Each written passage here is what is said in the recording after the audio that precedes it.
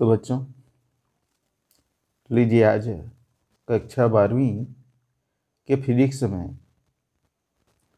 संधारित्रों का संयोजन combination of capacitors के बारे में देखेंगे और संयोजन की आवश्यकता क्यों होती है। तो कई बार प्रायोगिक कार्य हेतु दी गई धारिता वाले संधारित्रों के बजाय हमें कम धारिता या अधिक धारिता वाले संधारित्र की आवश्यकता होती है और इन परिस्थितियों में संधारित्रों को कई तरीके से संयोजित किया जाता है, जिनमें से दो तरीके प्रचलित हैं, श्रेणी क्रम और दूसरा समांतर क्रम संयोजन। तो आज हम सबसे पहले देखेंगे श्रेणी क्रम संयोजन और इसमें यहाँ पर 3 संधारित्र का सूत्र प्राप्त करेंगे। तो इसके जोड़ने का तरीका है श्रेणी क्रम में पहले संधारित्र का एक प्लेट को प्लस क्यू आयस दिए, उसके बाद यहाँ पर हम ले लेते हैं जोड़ने का तरीका क्या है। तो पहले संधारित्र के पहले प्लेट पर तो आप आवेश दोगे, तो दूसरे प्लेट में प्रेरण की क्रिया द्वारा इसके चूंकि ये प्लस आवेश से जुड़ा हुआ है तो इसके आवेश प्लस आवेश ही होगा और प्रेरण में ये इधर दूसरे प्लेट में माइनस आवेश प्रेरित हो जाएगा। अब पहले संधारित्र के दूसरे प्लेट को दूसरे संधारित्र के पहले प्लेट से इसको जोड़ देंगे। तो इसका इस बाह्य भाग में पहले संधारित्र के दूसरे प्लेट के बाह्य भाग में प्लस आयस होगा जो यहाँ तक चला जाएगा और ये दूसरे संधारित्र के पहले प्लेट पर प्लस आवेश आ जाएगा। मैं केवल अंदर भाग को दिखा रहा हूँ, ये बाहर को नहीं लेंगे। अब इसी तरह से प्रेरण के द्वारा इसके दूसरे प्लेट के अंदर वाले भाग में अंदर वाले पृष्ठ में माइनस आवेश प्रेरित हो जाएगा और बाहर वाले में जो प्लस आएगा वो तीसरे संधारित्र के पहले प्लेट पर चला जाएगा यहाँ से और यहाँ पर प्लस आ जाएगा और इस तरह से तीसरे संधारित्र के दूसरा प्लेट को अर्थ कर देते हैं। तो ये इसका प्लस आवेश जो बाहर प्रेरित होगा ये अंदर में इसका माइनस आवेश प्रेरित हो जाएगा। बाहर वाला का प्लस आवेश पृथ्वी पर चला जाएगा। तो जोड़ने का तरीका आप देख रहे हैं, 3 संधारित्र, पहला नाम दे दीजिए C1, दूसरा C2, तीसरा C3, ये श्रेणी क्रम में जोड़े गए हैं।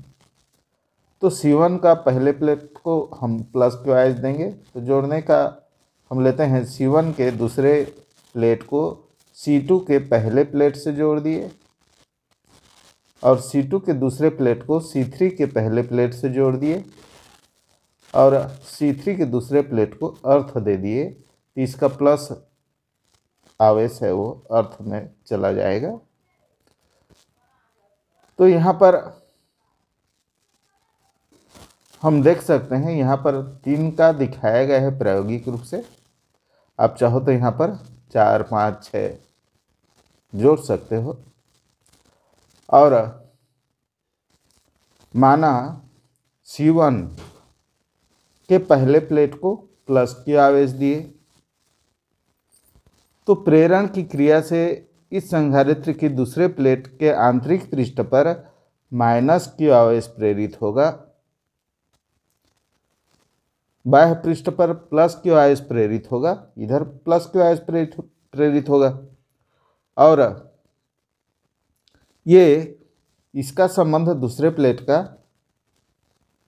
C2 संधारित्र यानी दूसरे संधारित्र के पहले प्लेट पर है, और इस तरह से इसमें ये प्लस क्यू आवेश आ जाएगा, और इसके फिर प्रेरण से इसमें फिर माइनस आवेश प्रेरित हो जाएगा दूसरा प्लेट में C2 के, और इसके बाहरी पृष्ठ का प्लस क्यू आवेश फिर इधर C3 यानी तीसरा संधारित्र के पहले प्लेट पर आ जाएगा। इस तरह से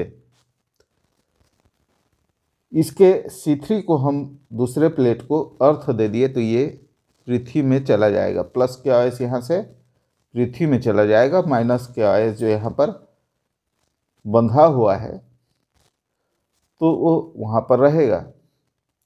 इस तरह से हम अब गणना पर आ जाते हैं। इसके वर्णन को आप लिख लेना। माना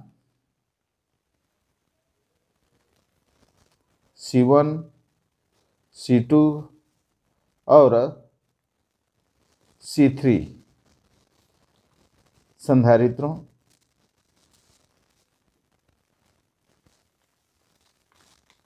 की प्लेटों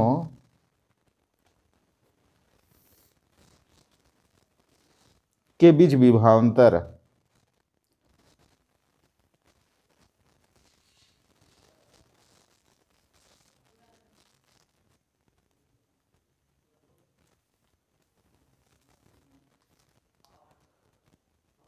V1, V2 और V3 हो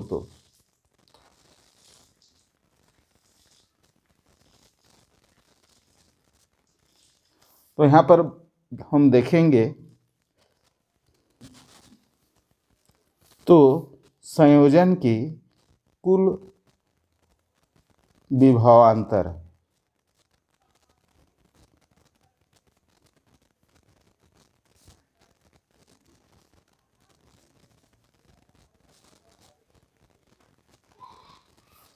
V इक्वल टू हो जाएगा आपका V1 plus V2 plus V3। इन संयोजन में यहाँ इस बिंदु के बीच में जो विभव होगा वो इन तीनों के विभव के योग के बराबर होगा। तो यहाँ पर हम अब लेंगे सूत्र पर, हमें मालूम है किंतु V1 बराबर Q अपान C1। ये आप जानते हैं C बराबर Q अपान V होता है, तो V1 को हम इधर ले लिए तो Q अपान C1। आवेश वही प्लस क्यू आवेश यहाँ से यहाँ तक जा रहा है, तो तीनों में आप Q को Q ही रखना, क्योंकि एक ही आवेश यहाँ से यहाँ तक जा रही है। अब इसी तरह से V2 बराबर हो जाएगा Q अपान C2। इसी तरह से V3 बराबर Q अपान C3। इन मानों को हम यहाँ पर रख देंगे। V1 की जगह पर Q बटे C1, V2 की जगह पर Q बटे C2, V3 की जगह पर Q बटे C3। अतः V इक्वल टू, इसका 1 कर दीजिए, समीकरण 1 में मान रखने पर लिख सकते हैं आप इन मानों को।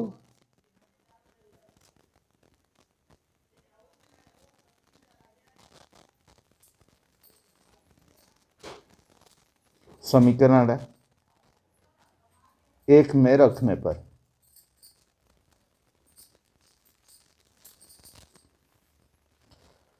V बराबर Q बटे C1 प्लस Q बटे C2, V2 की जगह पर ये, V3 की जगह पर Q बटे C3 प्लस Q बटे C3। ये V1, V2, V3 की जगह पर इनके मान को हम रख दिए। अब हम ये ले लेते हैं कि यदि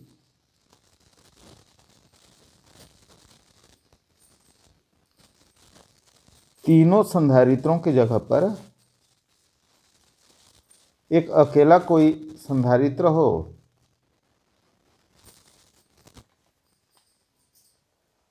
के स्थान पर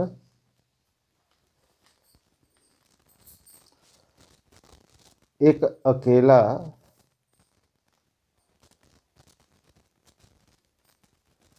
संधारित्र की कल्पना करें।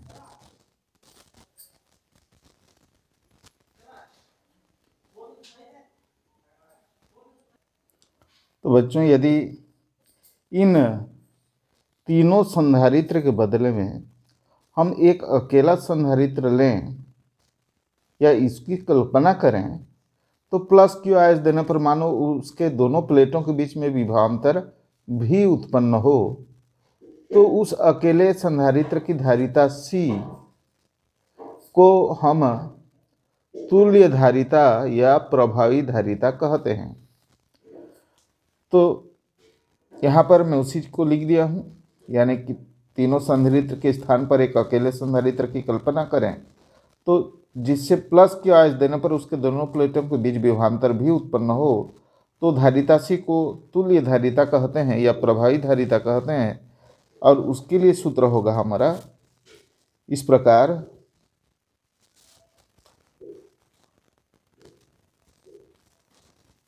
जो मेन आपका संधारित्र है C बराबर Q/V, या तो डायरेक्ट आप लिख सकते हो C बराबर Q/V।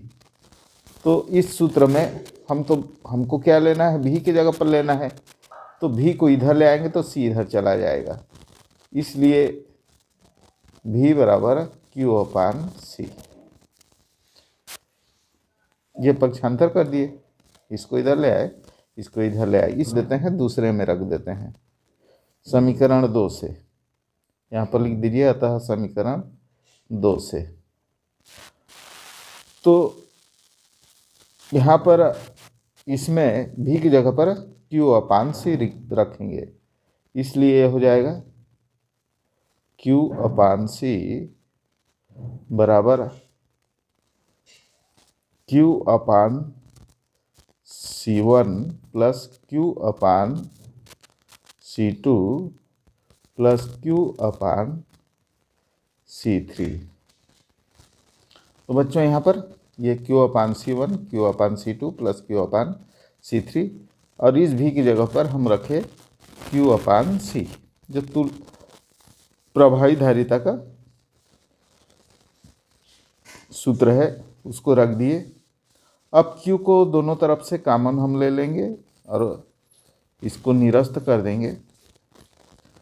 तो चलिए एक लाइन में और है, इसलिए Q/C बराबर Q को बाहर कर दिए 1/C1 plus 1/C2 plus 1/C3। इसको यहाँ पर गुणांक 1 है, ध्यान देंगे, तो यहाँ पर इसको दोनों पक्ष से हटा दिए, निरस्त कर दिए, तो आपका हो जाएगा ये 1/C बराबर 1/C1 plus 1/C2 plus 1/C3।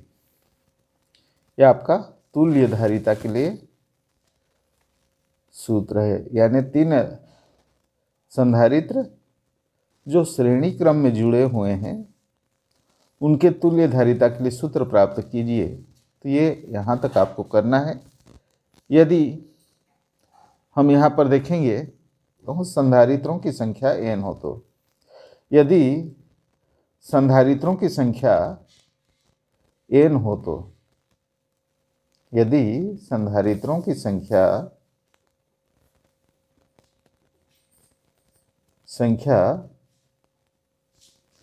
n हो, तो क्या फर्क पड़ेगा देखते हैं सूत्र में। यह हो जाएगा 1/C equal to 1/C1 plus 1/C2 plus plus plus plus plus 1/CN। n की जगह पर यहाँ पर n आ जाएगा, 1 2 3 4 5 करके n तक आप ले जाओगे, तो ये क्या आ जाएगा 1/CN। तो बच्चों यहाँ पर हम ये देखेंगे कि इस प्रकार संधारित्रों के श्रेणी क्रम संयोजन में तुल्य धारिता की व्युत्क्रम प्रत्येक संधारित्र की धारिता के व्युत्क्रम के योगफल के बराबर होता है। तुल्य धारिता की व्युत्क्रम, ये तुल्य धारिता का व्युत्क्रम प्रत्येक संधारित्र के धारिता के व्युत्क्रम के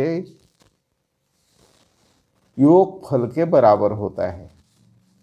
ये भी पूछ सकता है, सिद्ध कीजिए कि संधारित्रों के श्रेणी क्रम संयोजन में तुल्य धारिता का व्युत्क्रम प्रत्येक संधारित्र की धारिता के व्युत्क्रम के योगफल के बराबर होता है। तो भी आपको इसी को हल करना है। तो बच्चों आज के लिए इतना ही। तो कृपया चैनल को सब्सक्राइब कर लीजिए और हमसे जुड़े रहने के लिए लाइक भी कीजिए और शेयर भी कीजिए। धन्यवाद।